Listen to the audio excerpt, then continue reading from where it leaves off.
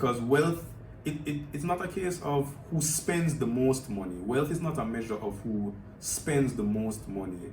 Wealth is a measure of the assets that you accumulate throughout your life.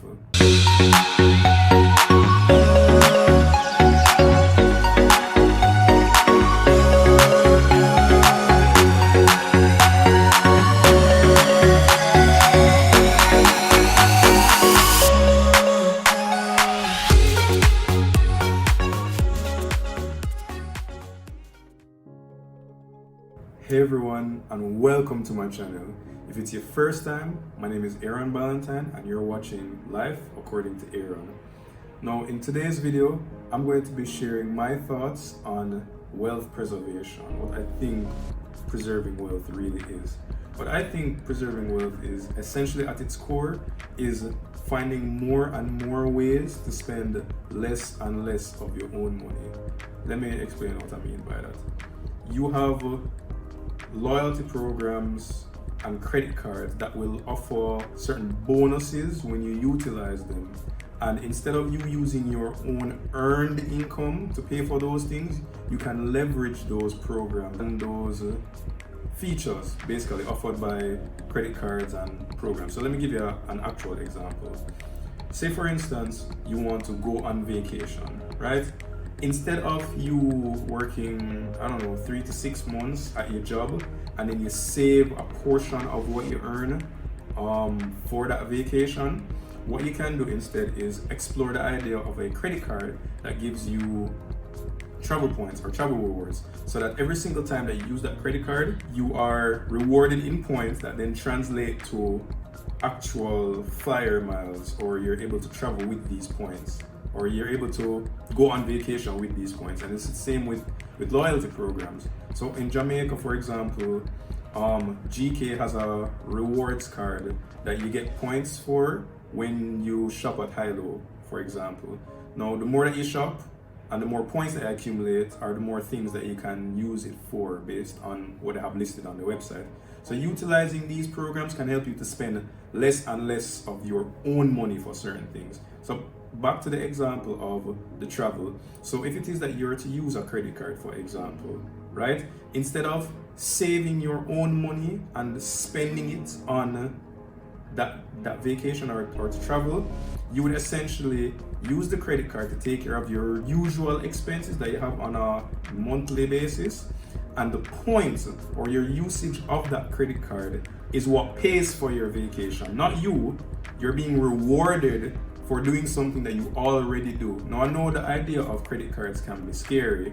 It was to me at one point, but it has a lot of benefits. For example, it helps to build your credit, and when you build your credit, you're eligible for loans from the bank, for different loans from the bank, and that can help where wealth creation is concerned, when it's starting a business, when it's acquiring a particular asset, when it's buying real estate, whatever the case is, right?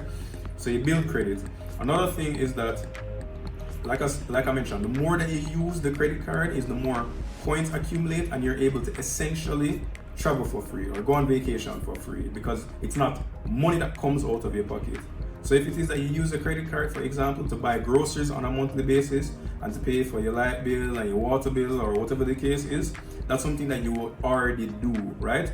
But now that you're using the credit card to do that, your points are accumulating, and then, for example, at the end of the year or once or twice for the year, those points will translate into being enough that you can use it to go on vacation or to travel.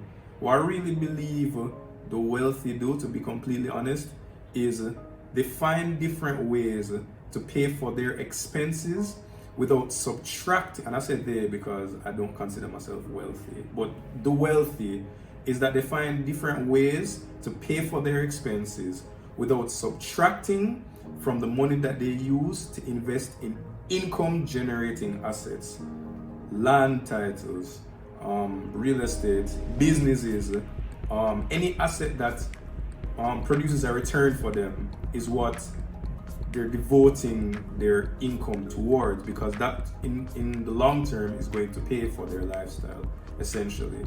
Because wealth, it's not a case of who spends the most money. Wealth is not a measure of who spends the most money. Wealth is a measure of the assets that you accumulate throughout your life that pay for your lifestyle or pay for your time. Because essentially when you pay for, or when you invest in assets that pay you, you get back time. So using the credit card example, you're investing in the use of the credit card. You're using the credit card, and as a reward for it, you're getting travel points or points for a hotel stay or whatever. Same goes for wealth and investing. You're investing your money, you're investing your capital into assets that would essentially pay you, so you yourself don't have to work to earn. So what that does is give you back time. If it is that you're not actively working to earn this money, you have time, and that is what the wealthy aspire to get. More time. They want more freedom. You want more freedom to spend with your family. You want more freedom to enjoy the fruits of your labor. It's time that you get as a reward. So take the time right now to think about, in your own life, areas where you can spend less of the money that you earn. For example, from a job or from being an entrepreneur. What are some programs that you can take advantage of that would ease the burden on your pocket? For example, I mentioned credit card. There's also loyalty programs, like I mentioned, the GK card that you can use at high-low. There are options out there, but what in your life right now can you leverage so that you don't have to take money directly out of your own pocket? Because look at it this way. Let's go back to the travel example. If it is that you are saving the active income that you are earning in order to travel, then that is money once spent, it goes away and you don't get any reward for spending that money. However, if you leverage and take advantage of a credit card that rewards you for its use on stuff that you already pay for on a monthly basis, that money that you would have used, like that money that you saved from your job that you would have used to go on vacation or to travel, you can now use it. Now it's free. No, as in now it free up. Now it free up so you can invest it in something else. That money is now available for you to use it elsewhere. And doing this habitually, doing this consistently, is what I believe preserves wealth in the long term. So take some time, take stock of what you do or how you spend your money in your own life, and see how you can leverage different programs or different avenues to limit the amount of disposable income that you give away, but instead can be used to invest in assets that generate an income for you. All right?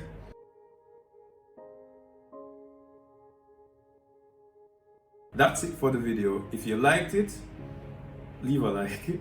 If it is that you know somebody who this information might help, it might, impact how they spend their own money, share it with them as well, please. And as always, if it is that you want to get these videos as soon as they drop, subscribe. Also, if it is that you have wealth preservation tips of your own that you'd like to share, I'd love to see them in the comments, because we share over here. I don't know everything, and there might be somebody out there who might have something that might help me as well. So please share, not just me as well, because we're trying to create a community here. So share it so that everybody can benefit. So if it is that you know of a wealth preservation tip that would be helpful, share it in the comments. I can benefit, so other people can benefit, and we'll all build wealth together.